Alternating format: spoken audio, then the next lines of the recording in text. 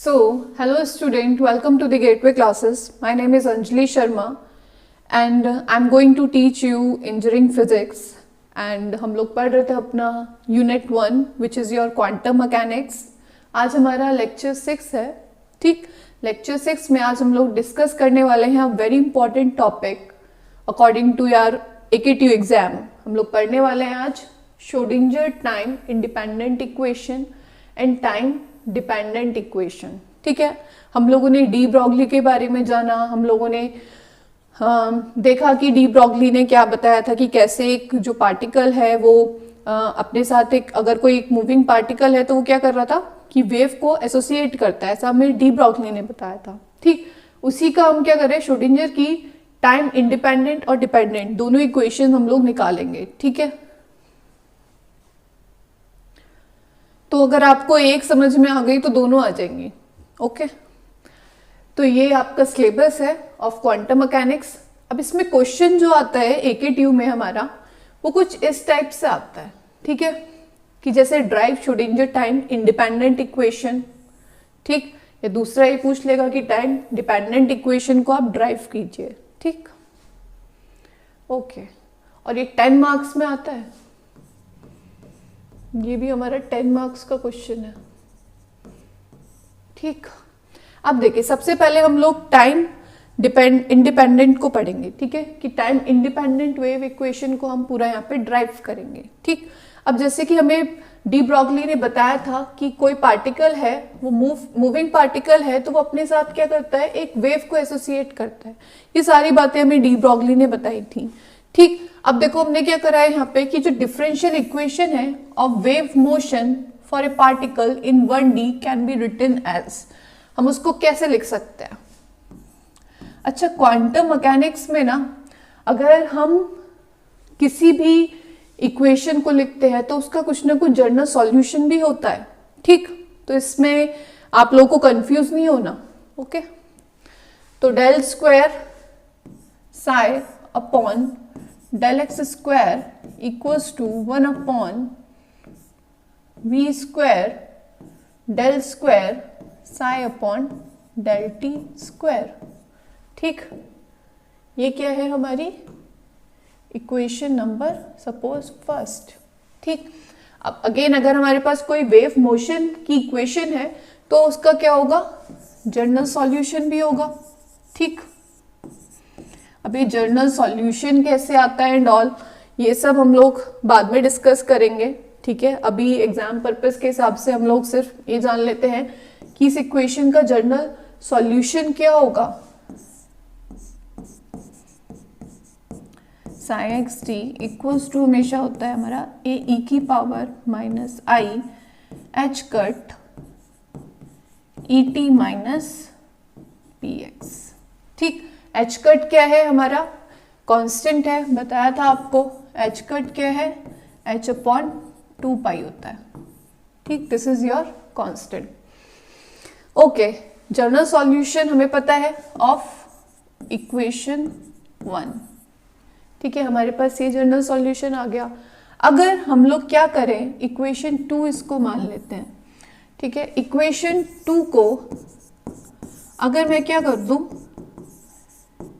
Differentiate कर दूं. ठीक है, विथ रिस्पेक्ट टू एक्स, तो हमारा इक्वेशन क्या बन जाएगा यहां से, del psi upon del x equals to, पूरा पहले तो पार्शियल हमारा है तो हम क्या करेंगे इसको, ये कितना आ जाएगा हमारा ई टी माइनस पी एक्स. ठीक, अगेन अगर इसको डिफरेंशिएट करेंगे तो हमारे पास इधर क्या है, minus iota minus P, this is your plus iota upon h cut P. ठीक, ये क्या आ गया हमारे पास, डिफरेंशिएट कर आ गया. अगर हम क्या करें, अगेन डिफरेंशिएट करें,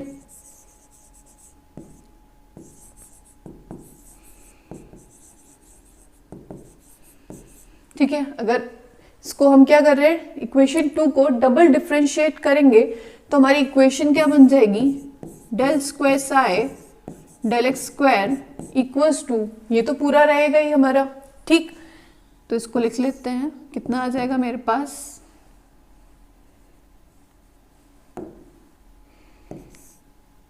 आयोटा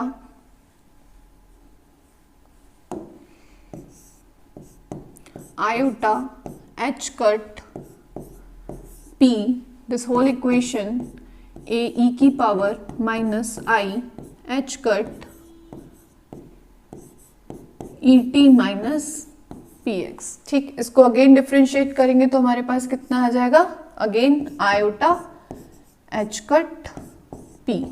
ठीक, तो इसको हम क्या लिख सकते हैं यहाँ पे, iota square p square h cut square, p square h cut का स्क्वायर a e की power minus iota h cut ई टी माइनस कितना हो जाएगा ये हमारा px। ठीक, ये हमने क्या करा, इन दोनों को मल्टीप्लाई कर दिया, तो ये कितना हो गया, iota square equals to p square upon h cut का square and this whole term, और इस पूरी होल टर्म को हमने क्या माना था, साई, तो इसको हम ऐसे भी लिख सकते हैं यहाँ पे, एंड वी नो दैट कि जो आयोटा स्क्वायर है वो कितना होता है हमारा, -1। ठीक, तो यहाँ से मेरे पास इक्वेशन क्या आ जाएगी, ये पी स्क्वायर माइनस का साई अपॉन एच कट का स्क्वायर, क्योंकि ये पूरा हमने क्या ले लिया, साई। ठीक, और आयोटा कितना होता है हमारा, -1 P square psi upon h cut का स्क्वायर। ठीक, यहां से हम इस पी स्क्वायर साई की वैल्यू निकाल सकते हैं। ठीक, हमारी जो इक्वेशन आ रही थी उसको हमने यहाँ लिख दिया है। ठीक, अब यहाँ से हम क्या करेंगे, इस पी स्क्वायर साई की वैल्यू निकाल लेंगे, तो ये कितना आ जाएगा हमारे पास, एच कट का square del square psi upon del x square equals to p square psi. ठीक, माइनस है, माइनस को भी इधर ले आते हैं। ठीक है, तो ये क्या आ गई हमारे पास, इक्वेशन नंबर आ गया, सपोज ये हमारा इक्वेशन नंबर है 3। ठीक, दिस इज योर इक्वेशन 3। ठीक, अब हम लोगों ने पढ़ा है, नाउ फ्रॉम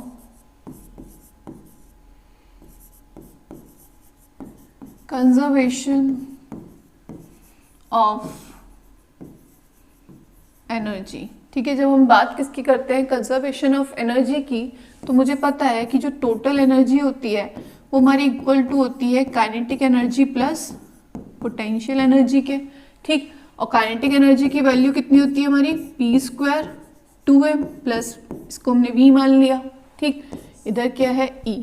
ठीक, ये सपोज हम लोगों ने कोई इक्वेशन ली, इक्वेशन नंबर इसको हम मान लेते हैं 4। ठीक, तो इक्वेशन 4 में अगर हम क्या करेंगे, मल्टीप्लाई करेंगे, मल्टीप्लाई साई। ठीक है, साई की पूरे बोथ साइड हम लोग क्या कर रहे हैं, मल्टीप्लाई बोथ साइड। ठीक, तो ये क्या हो जाएगा हमारा, E psi equals to p square psi upon 2m plus V psi. ठीक, ये क्या हो जाएगा हमारा, सेम ये आ जाएगा। अब मेरे पास क्या है, पी स्क्वायर साई की वैल्यू है। ठीक, इसको इधर ले आते हैं, कितना आ जाएगा हमारा, ये हो जाएगा हमारा e minus we psi equals to p square की वैल्यू है हमारे पास एच कट का square upon 2m del square psi upon del x square. ठीक, ये आ गया। इसको हम क्या करेंगे, इधर ले जाएंगे, तो ये कितना बन जाएगा हमारा 2m एच कट का square e minus we psi equals to minus का del square psi upon del x square. ठीक, इसको हम अब कैसे लिख सकते हैं, इसको ऐसे भी लिख सकते हैं, del square psi upon del x square, this is x square.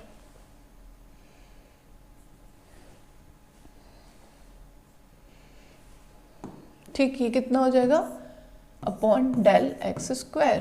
ठीक, इसको क्या करा, मैं इधर लेकर आ गई, तो हमारे पास क्या इक्वेशन बनकर आ गई, 2m h कट का square e minus we psi equals to 0।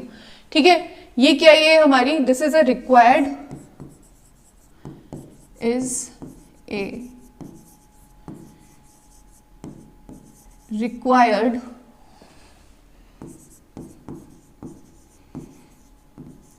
Schrödinger equation. ठीक है, this is a required Schrödinger equation in one dimension.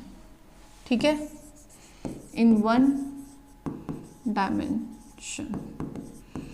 ठीक है, ये क्या आ गई हमारे पास, ये जो इक्वेशन आई है ये 1D में आ गई हमारी Schrödinger की इक्वेशन फॉर टाइम इंडिपेंडेंट। ठीक है, दिस इज रिक्वायर्ड Schrödinger, आप यहाँ लिख सकते हो वैसे, टाइम इंडिपेंडेंट।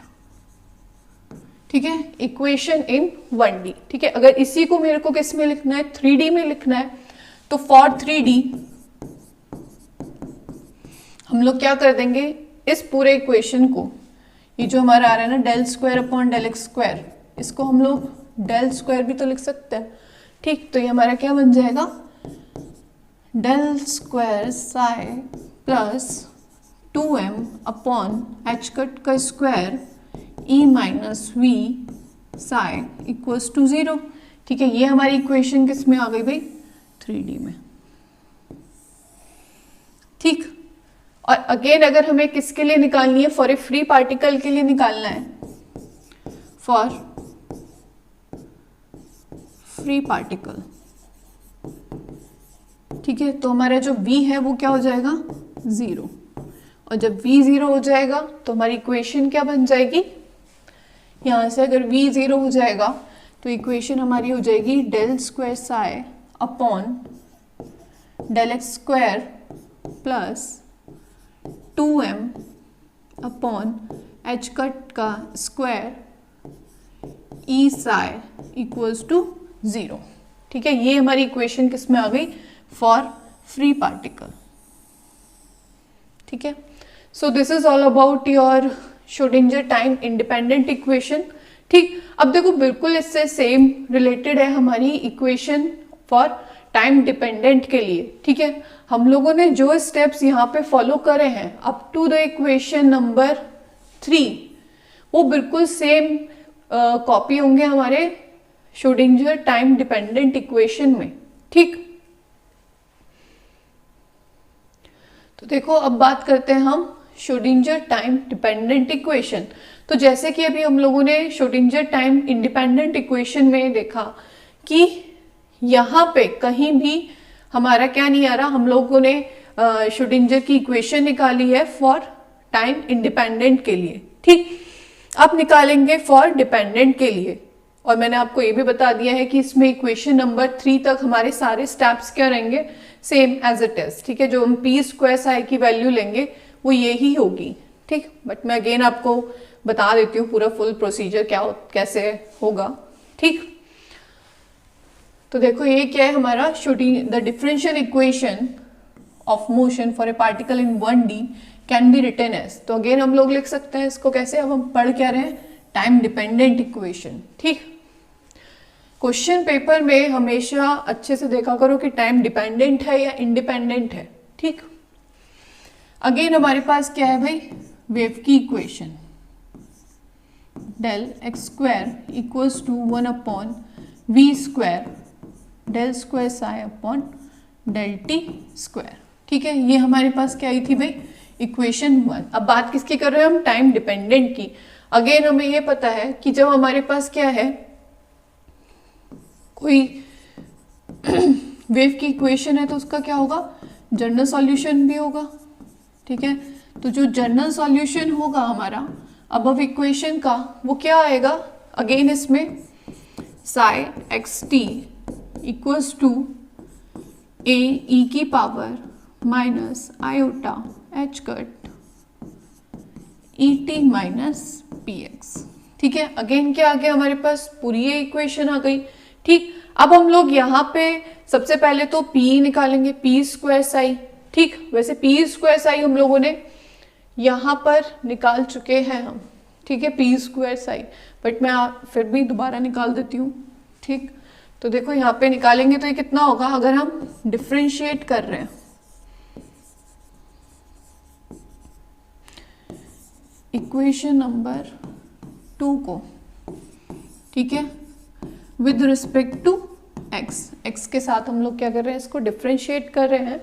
तो हमारे पास इक्वेशन आई थी del psi upon del x equals to this whole equation, ठीक है, ए ई की power minus iota h cut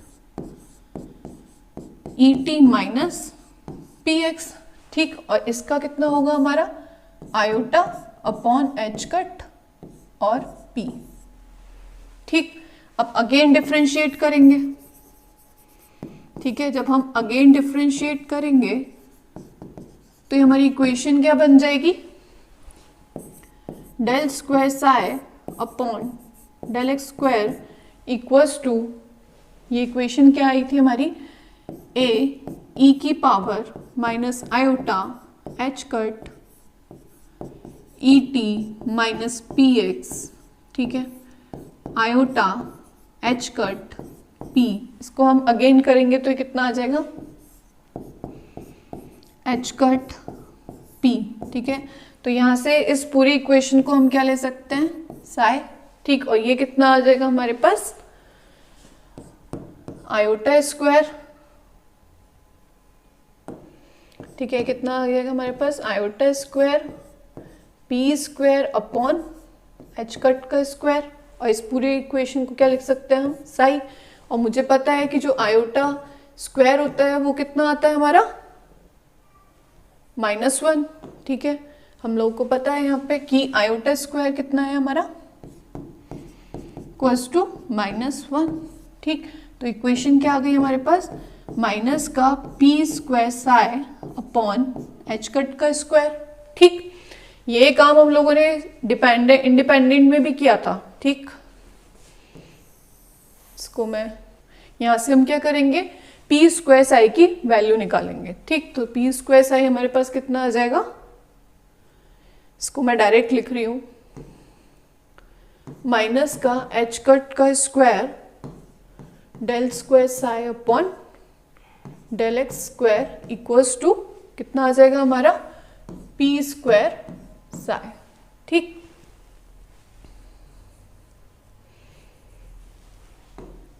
ठीक, ये हमारे पास क्या आ गई, इक्वेशन नंबर 3, ठीक, मेजर, हमारे पास एक पी स्क्वायर साई की वैल्यू आ गई, ठीक। अब देखो हम अगर इस इक्वेशन 2 को, ठीक है, अगर हम इक्वेशन 2 को डिफरेंशिएट करें, ठीक है, क्या करें, डिफरेंशिएट करें विद रिस्पेक्ट टू टाइम। अब टी के रिस्पेक्ट में हम लोग क्या करेंगे, क्योंकि टाइम डिपेंडेंट है, ठीक है। अब इस इक्वेशन 2 को हम क्या कर रहे हैं, टाइम के टर्म्स में डिफरेंशिएट कर रहे हैं। तो देखो यहां से हमारी वैल्यू क्या आ जाएगी, d psi upon d t equals to whole this term A E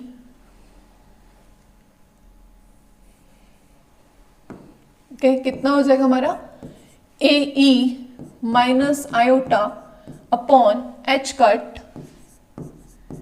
E t minus p x, ठीक। अब हम क्या कर रहे हैं, टी के टर्म्स में तो ये कितना आ जाएगा हमारा, माइनस आयोटा अपॉन में क्या है हमारे पास, एच कट, ठीक है, ई के साथ क्या है, टी के साथ ई है, ठीक। तो ये कितना आ जाएगा, माइनस आयोटा एच कट ई, ठीक। जब ये आ गया तो अगेन इस पूरी टर्म को हम क्या लिख सकते हैं, साई, ठीक है। तो ये कितना आ जाएगा हमारे पास, del psi upon del t equals to iota h cut E, और ये पूरे को क्या माना है हमने, साई, ठीक। तो ये कितना आ गया, iota h cut and your, sorry this is your minus iota, ठीक है, माइनस आयोटा एच कट ई साई। यहाँ से हम ई साई की वैल्यू निकाल लेंगे, कितना आ जाएगा, h cut iota del psi upon del t, ठीक है, इक्वल्स टू, इधर माइनस ले आएंगे तो कितना आ जाएगा, ई साई, ठीक, अब अगर इस इक्वेशन में ये सपोज इक्वेशन 4 है, इक्वेशन 4 में हम क्या कर दें, iota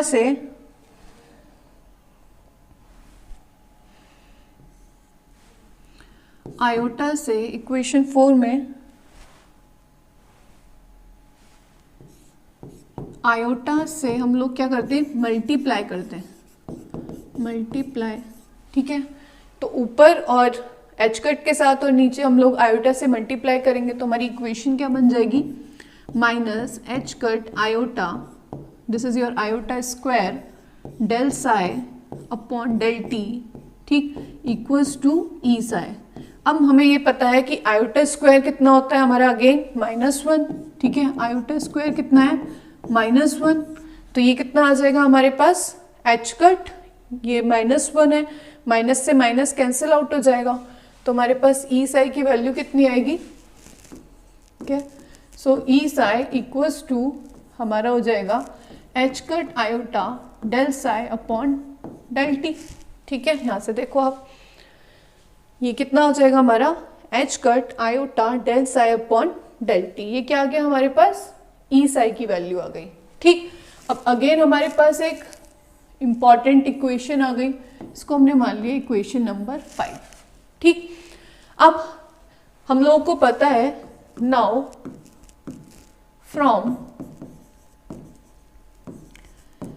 conservation of energy, now from conservation of energy हमें क्या मिल जाएगा, total energy equals to, same वही प्रोसीजर जो हम लोगों ने लास्ट उसमें किया है अभी टाइम इंडिपेंडेंट में, ठीक है। तो ये कितना आ जाएगा हमारे पास, kinetic energy plus potential energy, ठीक। तो ये कितना आ जाएगा, अगेन हम इस इक्वेशन 6 में क्या कर देंगे, इक्वेशन 6 में मल्टीप्लाई कर देंगे, ठीक है, मल्टीप्लाई साई की बोथ साइड, ठीक। तो हमारी इक्वेशन क्या बन जाएगी भाई, E psi equals to, kinetic energy होती है हमारी p²2m प्लस पोटेंशियल कितना है, v मान लिया था हमने, एंड साई, ठीक। अब देखो तुम लोगों के पास p² साई की भी वैल्यू है हमारे पास और ई साई की भी वैल्यू है, ठीक है। So from equation 5 and equation 3 हम लोग क्या करेंगे, वैल्यूज को पुट करेंगे, ठीक है। सो फ्रॉम इक्वेशन 3 एंड 5, ठीक है, इसको मान लेते हैं equation 7, put value in equation 7, ठीक। From equation 3 and 4 put this value in equation 7, तो हमारे पास कितना आ जाएगा, ई साई की वैल्यू है मेरे पास h cut iota del psi upon del t equals to p² psi की वैल्यू कितनी आई थी हमारे पास, माइनस एच कट स्क्वायर कितना है हमारे पास, minus h cut square del square psi upon कितना था हमारा, डेल एक्स स्क्वायर, ठीक, डेल एक्स स्क्वायर, ठीक। और प्लस में हमारे पास क्या है, v साई, ठीक। तो हमारी इक्वेशन क्या आ गई, for Schrodinger time dependent equation क्या हो गई हमारी, और इधर कितना आ रहा था नीचे 2m, ठीक। तो ये हमारी इक्वेशन किसकी आ गई भाई, इक्वेशन फॉर, यहां आप लिख सकते हो, this is the required Schrodinger time dependent equation in 1D, ठीक है, 1 डायमेंशन में क्या है ये इक्वेशन है, ठीक। अगेन हम इसको किस में लिख सकते हैं, 3D में, ठीक है। तो ये क्या हो जाएगा हमारा, फॉर